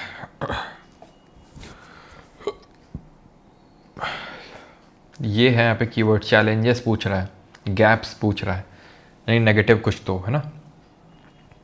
India has an adequate ratio of mental health professional per capita but stigma and cultural and taboos prevent patients from seeking treatment making awareness the sole challenge. पढ़ लिया है ना आपने, कर लिया है ना, अपना आंसर बना लिया है ना। मैं देख लेता हूँ आपने आंसर क्या दिया है। सी आंसर आ रहा है लोगों का। अंजलि चौहान सर, मैं big fan, thank you Anjali ji. C C C C C okay. और मैं बता रहा हूँ पाप लगेगा अगर किसी ने आंसर देख के वो किया। पहले अपना कमेंट मत देखो, आंसर बनाओ, अपना आंसर कमेंट में लिखो, तब दूसरे का देखो, ठीक है। ये तुम बोल सकते हो कि सर इसमें तो बट लगा है ना, लेकिन then in that case logic should have left the chat. क्यों? भारत में मेंटल हेल्थ प्रोफेशनल एडिक्वेट है। तुमको लगता है भारत में कोई चीज़ एडिक्वेट हो सकती है पॉपुलेशन के अलावा? भारत में प्रॉपर मेंटल हेल्थ प्रोफेशनल, कोई कमी नहीं है। तुमको लगता है? डॉक्टर लोग तो है नहीं वो वाले जो मेन, जो हमारे बुखार उखार वाले होते हैं। सब मेंटल हेल्थ जिसका अभी भी टैबू बना हुआ है, ठीक है, टैबू बना हुआ है, स्टिग्मा बना हुआ है। बात बिल्कुल सही है, स्टिग्मा है, कल्चरल टैबू है, बिल्कुल सही है। मेकिंग अवेयरनेस दी सोल चैलेंज, यानी हेल्थ प्रोफेशनल प्रॉपर है, कोई कमी नहीं है। बस ये जो स्टिग्मा है, बस यही एकमात्र चैलेंज है, एकमात्र। इसके अलावा कोई और दूसरा चैलेंज है ही नहीं। क्या है? एक्सट्रीम है। क्या है कि लॉजिकल नहीं लग रहा है। बट तो एकदम आखिरी में देखना, ये सब ध्यान रखना है आपको, ठीक है। लॉजिक थोड़ा समझा करो, मैं किस पर्पस में कहाँ क्या बोलता हूँ। गलत। Mental health act of 2017 guarantee करता है free, accessible and confidential mental health services for all citizens, but there is no legal framework for integrating mental. कोई लीगल फ्रेमवर्क है ही नहीं।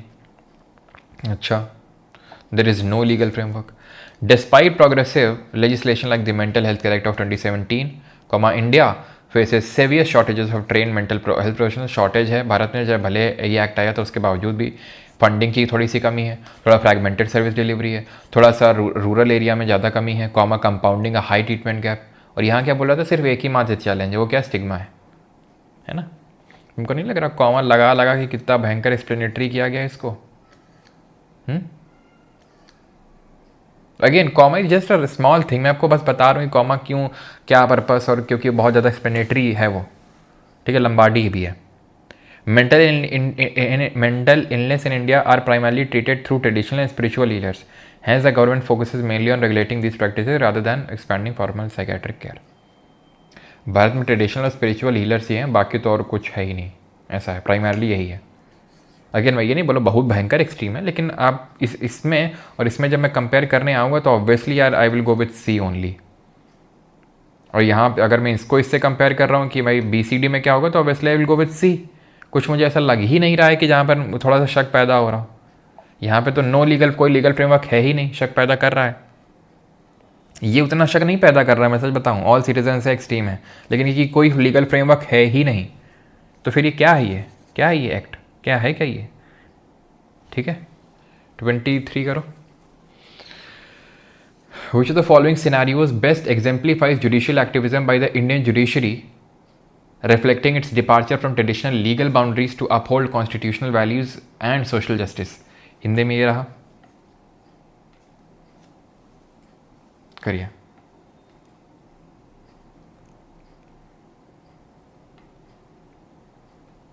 कर लिया?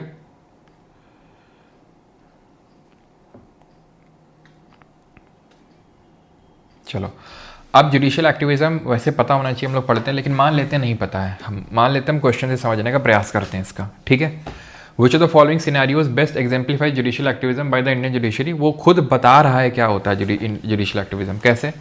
Reflecting it's departure from traditional legal boundaries, यानी judiciary अपनी लीगल बाउंड्री से departure कर रहा है, दूर जा, मतलब लीगल जो उसकी बाउंड्री बनी हुई है उससे बाहर निकल रहा है वो। सो दैट कि वो कॉन्स्टिट्यूशनल वैल्यूज़ और सोशल जस्टिस को अपहोल्ड कर सके। तो इसमें से कौन सा सिनेरियो उसको सबसे बेस्ट तरीके से एक्सप्लेन करता है। और जुडिशियल एक्टिविज्म होता भी वही है, अभी बताता हूँ क्या, लेकिन पहले पढ़ते हैं। A high court quashes an unlawful arrest warrant issued without proper jurisdiction.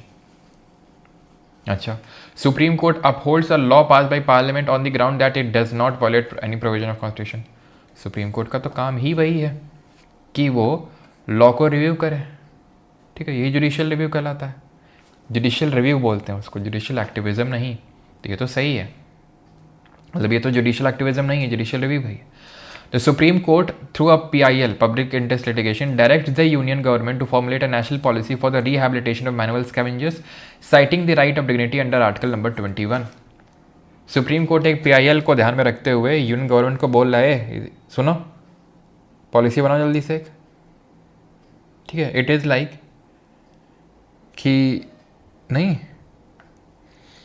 तुमने देखा है वो मिर्ज़ापुर वाली, जहाँ पर मुझे मतलब जहाँ पे वो क्या नाम, अखंडानंद नाम होता है उसका, बोलता है साला तो हमको सिखाए। वो देखा है तो जब दोनों किसको, गुड्डू को और वो जो उसका छोटा भाई होता है, दोनों को बुलाता है कि हमारी गैंग में शामिल हो जाओ ऐसा करके, है ना। तो वो उनसे बोलता है हमारी गैंग में शामिल हो जाओ ऐसा, ए साला मतलब कि तो हमको बताएगा ऐसा टाइप। तो वैसा टाइप नहीं लग रहा है ये थोड़ा सा, ठीक है, कि वो सुप्रीम कोर्ट गवर्नमेंट को बोल रहा है कि पॉलिसी बनाओ। पॉलिसी बनाना काम किसका है, उसका है, सरकार का है, वो खुद बनाएगी। A trial court sentences a convict according to the Indian penal code.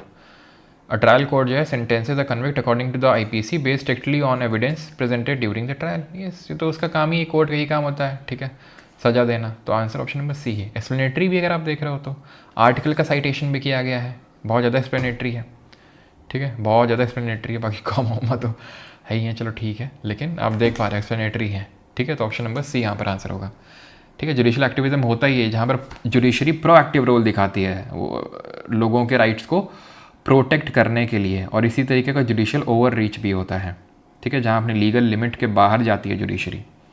Okay, article 21 किसकी बात करता है, right to life and personal liberty, ठीक है। इसमें लिखा हुआ है प्रोसीजर स्टैब्लिश्ड बाय लॉ, जो कि हमने कहाँ से लिया है जरा बताएंगे, प्रोसीजर स्टैब्लिश्ड बाय लॉ। लेकिन फर्दर एक केस हुआ था जिसमें कि ड्यू प्रोसेस ऑफ लॉ निकल के आया था। प्रोसीजर स्टैब्लिश्ड बाय लॉ तो लिखा हुआ है, और ड्यू प्रोसेस ऑफ लॉ किस केस में निकल के आया था, तो ये केस था आपका 1978 का मेनका गांधी केस। तो उसमें ड्यू प्रोसेस ऑफ लॉ निकल के आया था, जहाँ पर सुप्रीम कोर्ट ने आर्टिकल 21 का वाइडर इंटरप्रिटेशन लिया था। इससे पहले जो AK गोपालन केस हुआ था, ADM जबलपुर केस हुआ था, उसमें सुप्रीम कोर्ट ने सिर्फ और सिर्फ प्रोसीजर स्टैब्लिश्ड बाय लॉ को सिर्फ संज्ञान में लिया था, और बहुत ही नैरो इंटरप्रिटेशन लिया उसका, ठीक है। लेकिन मेनका गांधी केस में थोड़ा सा वाइड इंटरप्रिटेशन लिया। जापान से हमने लिया प्रोसीजर स्टैब्लिश्ड बाय लॉ, ये 1111। चलो अगला है सेकंड लास्ट क्वेश्चन आज का हमारा, विच of the following statement best reflects the constitutional independence of the election commission of India in conducting free and fair elections. इनमें कौन सा कथन भारत में निष्पक्ष और स्वतंत्र चुनाव सुनिश्चित करने हेतु भारत निर्वाचन आयोग का संवैधानिक स्वतंत्रता को सर्वोत्तम रूप से व्यक्त करता है। Reflect the constitutional independence of election commission. Election commission कितना कॉन्स्टिट्यूशनली इंडिपेंडेंट है वो तो सबको पता है, ठीक है, लेकिन खैर election commission is accountable to the parliament, parliament को अकाउंटेबल होगा, जो चुनाव करवाएगा वो पार्लियामेंट के लिए अकाउंटेबल होगा। Chief election commissioner be removed by the president at any time, कभी भी हट सकता है प्राइम मिनिस्टर से पूछ के। प्राइम मिनिस्टर से पूछ के हटाएगा तो मोदी जी तो किसी को रहने नहीं देंगे जो उनके उसको नहीं होगा, ठीक है। वैसे भी अभी भी उन्हीं के ही, खैर। The election commission is a constitutional body under article 324, बिल्कुल बात सही है। And the chief election commissioner can be removed only through a process similar to that of supreme court जज इंश्योरिंग इंडिपेंडेंस। यहाँ पर आप बोल सकते हैं कि एक्सट्रीम कीवर्ड है, ठीक है, और एक्सट्रीम कीवर्ड देखते हैं कितने लोगों ने आंसर दिया, सी, लेकिन ये सही है, ठीक है। अगेन अब मुझे नहीं पता कि आप कितने ज़्यादा भी नैरो हैं, कितनी ज़्यादा डेप्थ समझते हैं कि नहीं समझते हैं, कि बस ओनली देखा और नहीं गलत है करने लगे। ये मैंने आपको नहीं सिखाया कि ओनली ऑल नेवर तुरंत देखते ही हटाने लगे, पहले नॉलेज यूज़ कर लो, ठीक है। द इलेक्शन कमीशन इज अ मतलब थोड़ा सा कॉमन सेंस यूज़ करो। The election commission is a constitutional body, हमें पता है article 324, and the chief election commissioner can be removed, can be तो जर्नलिस्टिक कीवर्ड है, ओनली थ्रू अ प्रोसेस। यहाँ पर ओनली एक्सट्रीम सेंस में नहीं यूज़ हुआ है, तुम देखो ना, only through a process similar to that of supreme court, नहीं, कुछ और भी प्रोसीजर हुए तो भाई किसी को हटाने का एक ही प्रोसीजर हो सकता है ना, मल्टीपल थोड़ी ना हो सकते हैं, भाई मेरे मल्टीपल थोड़ी ना प्रोसीजर हो सकते हैं, प्रोसीजर तो एक ही होगा ना। तो ओनली नेवर नन, इसके पीछे का लॉजिक क्या होता है, वो ये होता है कि भाई इसके अलावा अगर कोई हो गया तो इसमें थोड़ी ना होगा only through process similar to supreme court जज। एक ही प्रोसेस होगा और वो सिमिलर टू सुप्रीम कोर्ट के जज, नहीं नहीं इसकी तरह भी हो सकता है, ऐसा कुछ होता है क्या। और ये पता होना चाहिए कि जो चीफ इलेक्शन कमिश्नर है उसको प्रेसिडेंट हटाता है जैसे सुप्रीम कोर्ट का जज हटता है। उसके लिए क्या होता है, पार्लियामेंट से पूरा रेजोल्यूशन पास होता है स्पेशल मेजोरिटी से, विशेष बहुमत से। हमें पता है कि जो जजेस को हटाया जाता है इनको, उसका पूरा प्रोसीजर किसमें दिया हुआ, जजेस इंक्वायरी एक्ट है 1968 का, 1968 का जजेस इंक्वायरी एक्ट है, उसमें पूरा प्रोसीजर दिया हुआ है। प्रोसीजर क्या है, पहली बात तो ग्राउंड्स ऑफ रिमूवल पता होना चाहिए। क्या होते हैं ग्राउंड्स ऑफ रिमूवल, क्या होते हैं बताओ। दो होते हैं, कौन कौन से होते हैं, एक तो प्रूव्ड मिसबिहेवियर और इनकैपेसिटी, ठीक है। तो ये ग्राउंड होते हैं रिमूवल के। कैसे हटता है, तो अगर लोकसभा राज्यसभा कहीं पे भी रेजोल्यूशन आ सकता है। अगर लोकसभा में आ रहा है तो 100 लोग और राज्यसभा में आ रहा है तो 50 वहाँ के मेंबर साइन करेंगे, फिर प्रिसाइडिंग ऑफिसर के पास जाएगा। अगर वो अप्रूव कर देगा तो एक जजेस इंक्वायरी कमेटी बैठेगी 3 लोगों की, और अगर उसने अप्रूव कर दिया तो वो फिर फर्दर जो हाउस है जिसने इनिशिएट किया था वो फर्दर प्रोसीड कर सकता है, स्पेशल मेजोरिटी से रेजोल्यूशन पास करेगा, फिर दूसरे हाउस में जाएगा, वहाँ पर स्पेशल मेजोरिटी से रेजोल्यूशन अगर पास होगा तो प्रेसिडेंट हटा देगा उसको। ये चीज़ होनी चाहिए, पता होनी चाहिए, ठीक है। प्रेसिडेंट के केस में क्या होता है, आर्टिकल 61 में आपको पता है प्रेसिडेंट का रिमूवल दिया हुआ है, इम्पीचमेंट दिया हुआ है, वो भी ऐसा ही होता है, लेकिन वहाँ 150 ऐसा नहीं होता है, वहाँ पर 1/4, चाहे लोकसभा चाहे राज्यसभा कहीं से भी इनिशिएट हो रहा है, 1/4 मेंबर्स को साइन करना है रेजोल्यूशन जो इनिशिएट करने के लिए, और फिर स्पेशल मेजोरिटी से दोनों जगह पास करना होता है, ठीक है। एंड ये क्वाजाई जुडिशियल प्रोसेस होता है, क्यों, क्योंकि पहले हाउस द्वारा लगाए गए चार्जेस को दूसरा हाउस वेरीफाई करता है, इसलिए इसको क्वाजाई जुडिशियल प्रोसेस बोलते हैं। प्रेसिडेंट का ground of removal violation of constitution होता है, संविधान का उल्लंघन होता है, तो ये पता होना चाहिए। लेकिन एक चीज़ ध्यान रखना है, ये तो बात हुई थी चीफ इलेक्शन कमिश्नर की, लेकिन अगर इलेक्शन कमिश्नर्स को हटाना पड़ा, क्योंकि हमें पता है कि 1+2 का कॉम्पोजिशन होता है, एक चीफ इलेक्शन कमिश्नर और 2 अदर इलेक्शन कमिश्नर होते हैं, तो जो अदर इलेक्शन कमिश्नर हैं वो ऐसे नहीं हटाए जाते हैं, वो सिंपल प्रेसिडेंट ही हटाता है उसको भी, लेकिन उसके लिए सुप्रीम कोर्ट के जज जैसा कोई प्रोसेस नहीं होता है, पार्लियामेंट में कोई रेजोल्यूशन नहीं चलता है, वो प्रेसिडेंट कभी भी हटा सकता है चीफ इलेक्शन कमिश्नर से पूछ के, है ना, तो ध्यान रखना है। और पहली बार परमानेंट तरीके से election commission of India multi membered body कब बनी थी आप बताएंगे कमेंट में। पहले चीफ इलेक्शन कमिश्नर कौन थे, सुकुमार सेन थे, और अभी कौन है आपको पता है, ज्ञानू जी हैं अपने, ज्ञानेश कुमार। तो पहली बार जो बनी थी परमानेंट तरीके से 1993 में बनी थी, 1989 नहीं, 1989 में तो बनी थी पहली बार, लेकिन परमानेंट तरीके से नहीं, टेम्पररी तौर से, बिकॉज हमें पता है कि जो 61st कॉन्स्टिट्यूशनल अमेंडमेंट हुआ था 1988 में, जिसने कि वोटिंग एज घटा दी थी, 21 से 18 कर दी थी, उसकी वजह से काम बढ़ गया था, तो 1989 में उसको मल्टी मेंबर्ड बनाया गया, लेकिन फिर से डिसॉल्व कर दिया गया बाकी 2 मेंबर्स को। फिर 1993 में पहली बार परमानेंट तरीके से मल्टी मेंबर्ड बॉडी बनी थी, पता होना चाहिए आपको, ठीक है। पूर्वी दुबे बोल रही है नींद आ रही है, जाओ अब। पूर्वी जी क्या खाना पसंद करेंगे आप, मतलब सूखा डंडा या फिर मतलब गीला करके हम आपको पिटाई लगाएं आपकी, बताइए।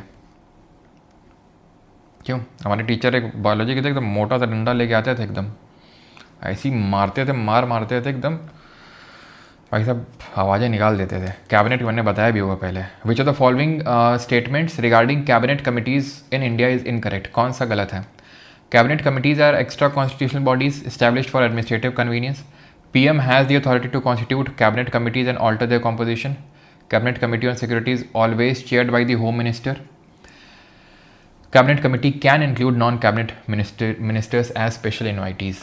गलत कौन सा ये पूछ रहा है, पहले बात तो ये देख लिया करो करेक्ट कि incorrect. Cabinet committee on security is always chaired by home minister, हमेशा होम मिनिस्टर चेयर करता है। कैन इंक्लूड क्या है, जर्नलिस्टिक कीवर्ड है कि हाँ हो सकते हैं।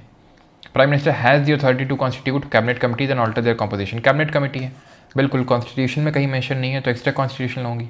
हमेशा चेयर करता है होम मिनिस्टर, ये गलत हो जाएगा, ऑलवेज। एक्स्ट्रा कॉन्स्टिट्यूशनल होती है बिल्कुल, ठीक है। तो यहाँ पर हमारा लेक्चर खत्म होता है, लेकिन ऐसे कैसे पब्लिक, ये तुम बताओ कि जो हमारी पार्लियामेंट्री कमेटी होती हैं इसको थोड़ा सा रिवाइज़ कर लेते हैं फिर चलते हैं, ठीक है। और ये सेकंड लास्ट लेक्चर था निट्टो का, एक और लेक्चर बचा है, फिर हम लोग करेंगे एक्सपेक्टेड पेपर सीरीज़। और देख लेना तुम, ठीक है, स्टेनो के लिए 3 पेपर कराऊंगा, स्टेनो वाले से बच्चों से पूछ लेना, ठीक है, जो लेवल का कंटेंट लेके आऊँगा ना, बच्चे बोलेंगे ऐसा ही तो पेपर था। मैं ये नहीं बोलूँ कि क्वेश्चन एकदम डिट्टो फंसा दूंगा, मैं ये बोल रहा हूँ कि जब पेपर दे के निकलोगे ना तो यही बोलोगे कि ऐसा ही तो कर रहे थे अभी तक, ठीक है। ठीक है, इस लेवल का कंटेंट लेके आऊँगा। खैर, तो पार्लियामेंट्री कमिटीज़ दो तरीके की होती हैं, एक होती हैं परमानेंट जिनको कि क्या बोलते हैं, स्टैंडिंग कमेटी बोलते हैं, और एक होती है टेम्प्रेरी जिनको कि एडहॉक कमेटी बोलते हैं। अभी जो पार्लियामेंट्री जैसे ये कैबिनेट कमेटी थी, ठीक है, तो ये अपना सरकार ही बनाती है। ये जो होता है प्रिसाइडिंग ऑफिसर जो होता है हाउस का, जैसे स्पीकर लोकसभा में, चेयरमैन राज्यसभा में, तो उसके द्वारा इसके मेंबर अपॉइंट या नॉमिनेट किए जाते हैं, वो बनाता है इनके, ठीक है, वो ठीक है, ये ध्यान रखना। परमानेंट को स्टैंडिंग कमेटी बोलते हैं, अलग अलग तरह की होती हैं। इसमें होती है financial committee, standing financial committee, 3 पढ़नी होती हैं। कौन कौन सी? Public account committee, estimates committee और committee on public undertaking, COPU, ठीक है, जैसे अपने गोपू जी होते हैं वैसे कोपू। तो इसमें 22 मेंबर, इसमें भी 22 मेंबर होते हैं, 15 लोकसभा 7 राज्यसभा। इसमें कितने होते हैं? 30, सारे लोकसभा से होते हैं, राज्यसभा से कोई इसमें नहीं होता है। इसका चेयरपर्सन सिर्फ लोकसभा से होना चाहिए। ये 1921 में बनी थी पहली बार, 1919 के गवर्नमेंट ऑफ इंडिया एक्ट के रिकमेंडेशन से। एस्टिमेट कमेटी आपका जो जॉन मथाई कमेटी थी इसके रिकमेंडेशन पर, तो वहीं ये कोपू आपका कृष्णा मेनन कमेटी के रिकमेंडेशन पर बनाई गई थी। ये चीज़ आपको ध्यान रखनी है। देन उसके बाद जो डिपार्टमेंटर रिलेटेड स्टैंडिंग कमिटीज़ होती हैं, DRSCs, ये टोटल कितनी है? ये 24 हैं, जिसमें 16 लोकसभा में और 8 राज्यसभा में है, ठीक है। और इसमें से जो हर एक कमेटी जो होती है DRSC, उसमें 31 मेंबर होते हैं, 31 मेंबर होते हैं, ध्यान रखना है आपको, 21 लोकसभा से और 10 राज्यसभा से, ये थोड़ा सा ध्यान रखना है आपको, ठीक है। और 3 कमेटी ऐसी होती है जिसका स्पीकर खुद मेंबर होता है, मतलब स्पीकर मेंबर होता है और स्पीकर खुद उसका चेयरपर्सन होता है, स्पीकर खुद चेयरपर्सन होता है। कौन कौन सी? General purpose committee, rules committee और बिजनेस एडवाइजरी कमेटी। और जो डिप्टी स्पीकर होता है उसके पास ये प्रिविलेज होता है कि वो जिस भी कमेटी का मेंबर बनेगा अपने आप उसका वो चेयरमैन बन जाएगा। लेकिन आपको पता है 2019 से लोकसभा में कोई भी डिप्टी स्पीकर है ही नहीं, ठीक है। निट्टो जिट्टो सिलेक्शन हो मैच नहीं कर रहा यार, मज़ा नहीं आया। निट्टो जीतो सिलेक्शन हो, क्या है ये सब, मज़ा नहीं आया। खैर मज़ा आया ना हो, रेलवे बैच तुरंत लो जाके, समझे कि नहीं समझे। और SSC के बैचेस जल्दी आएंगे, ठीक है, 2027 के लिए। बस अब ये सोच रहे हैं थोड़ा सा कि ना अभी, क्योंकि है क्या कि क्या है, डेट्स आ रही हैं, स्टेनो की भी आ गई, सिलेक्शन पोस्ट की भी आ गई है, और अभी CGL का एग्ज़ाम लगा है, तो थोड़ा सा देखना पड़ेगा। आप लोग मुझे कमेंट में बताना ये चीज़, ठीक है। और बाकी मैं फिर से बता दूँ, तो क्वेश्चन 19 देख लीजिए एक बार, ओके।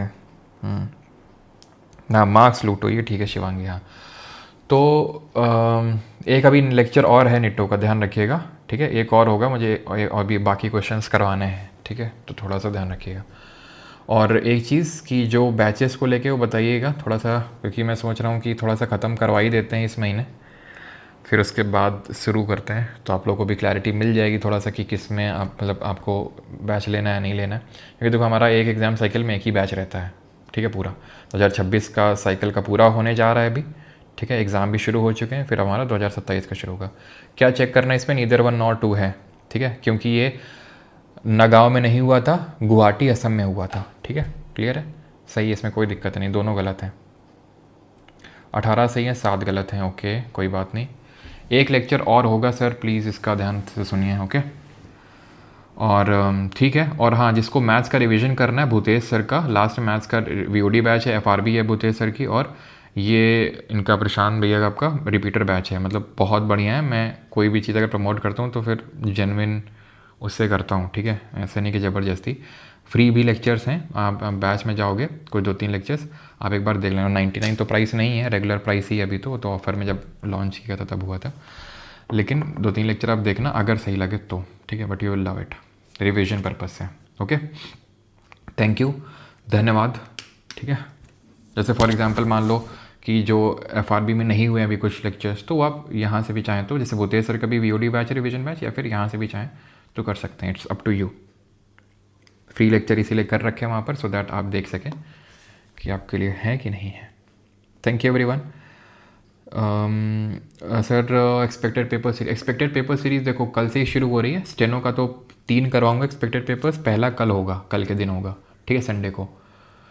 फिर सिलेक्शन पोस्ट से कराऊंगा और फिर CGL के। लेकिन इंपॉर्टेंट मैं फिर से बता दूँ, इंपॉर्टेंट सभी के लिए होंगे वो, कोई ऐसा वो नहीं है कि नहीं स्टेनो के लिए तो CGL के लिए इंपॉर्टेंट नहीं है। अगेन मैं आपको कोई ऐसी गलत सिर्फ इसलिए रिकमेंडेशन कभी नहीं दूंगा सिर्फ व्यूज़ के लिए या फिर ऐसा कुछ, है ना, क्योंकि काफ़ी होता है ये काम, इसलिए मैं बोल रहा हूँ। जैसे कि करंट अफेयर की मैंने शॉर्ट मैगजीन दी, मैं चाहता तो बोल सकता था कि नहीं ये रेलवे के लिए भी है, ये CDS के लिए भी है, इसके लिए भी, इसके लिए भी, लेकिन आपको बता दिया साफ साफ कि 31 दिसंबर से पहले एसएससी का कोई भी एग्ज़ाम उसके लिए बस ये।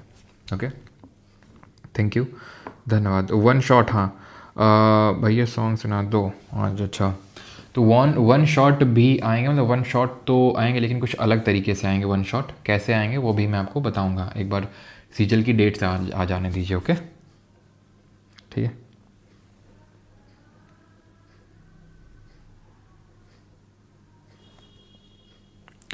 सर आपने 5 बोला था, 5 क्या बोला था? 5 क्या बोला था सर? मोदी चालीसा सुन।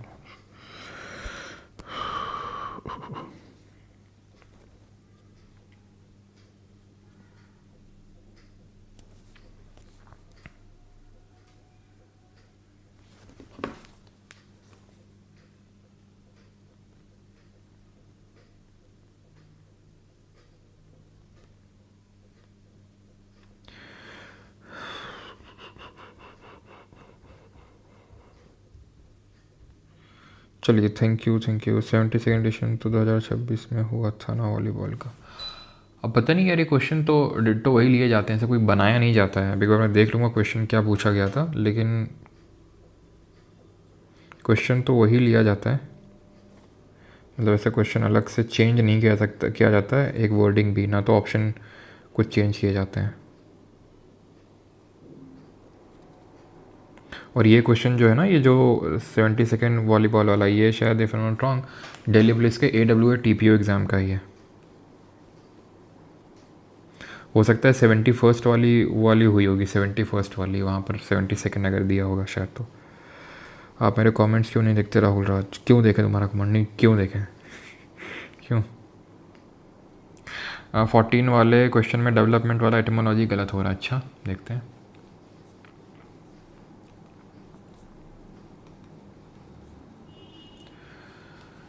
हाँ, एटिमोलॉजी तो यहाँ पर गलत हो रहा होगा बिल्कुल, क्योंकि यहाँ पर डेवलपमेंट दिया है और उससे डेवलपमेंट है बिल्कुल। डिस्ट्रिक्ट अगर क्लू पकड़ोगे, डिस्ट्रिक्ट 3 में है डेवलपमेंट, तो आपको मतलब आंसर पे आ जाओगे। लेकिन अगर डेवलपमेंट देखोगे तो हो सकता है। लेकिन I would finally again advise you कि एटिमोलॉजी को पकड़िएगा। क्यों? इसका भी रीज़न बताता हूँ। ये वाला जो स्पेसिफिक क्वेश्चन है ना, मुझे क्वेश्चन का ईयर भी याद है बेटा, देख रहा हूँ। ये शायद तो 2022 के SSC के एग्ज़ाम का है। वैसे मैंने आपको बोला था कि सारे 2025 के अभी तक लिए और लिए भी हैं। ये पहला आज सेट था, ये पहला आज था जिसे मैंने कि कुछ क्वेश्चन 5-6 क्वेश्चन 2000 ये मैंने पुराने भी लिए 2025। तो ये क्वेश्चन 2022 स्पेसिफिक है, इसलिए मैं बोल रहा हूँ कि ये वाली चीज़ तो मैंने बता दी आपको। लेकिन अगर दोनों में से आपको चूज़ करना हो, गो विद एटिमोलॉजी, क्योंकि 2025 में सब में एटिमोलॉजी वर्क करी है। ठीक है, तो ये मैं चीज़ बता दूँ। अभी तक जो हमारे 9 लेक्चर्स हुए थे, एक सिंगल क्वेश्चन भी 2025 से पहले का नहीं था। आज के में 5-6 क्वेश्चन थे उसके अलावा। ठीक है, और जो अगला लेक्चर करूँगा, इसी वजह से मैंने बोला था कि टेलीग्राम में लास्ट होगा, लेकिन अगले वाला जो होगा आखिरी वाला, उसमें भी सारे 2025 के ही होंगे, कोई पुराना नहीं होगा। ठीक है, तो बस ये है।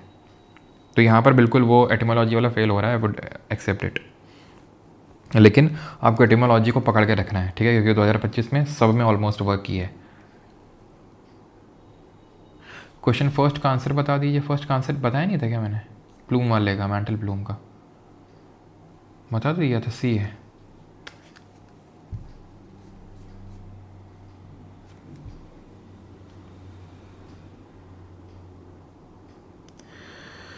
मास्टर मेरे कमेंट देख क्लियर करो वरना अनसब्सक्राइब कर दूंगा। अच्छा प्रेमचंद,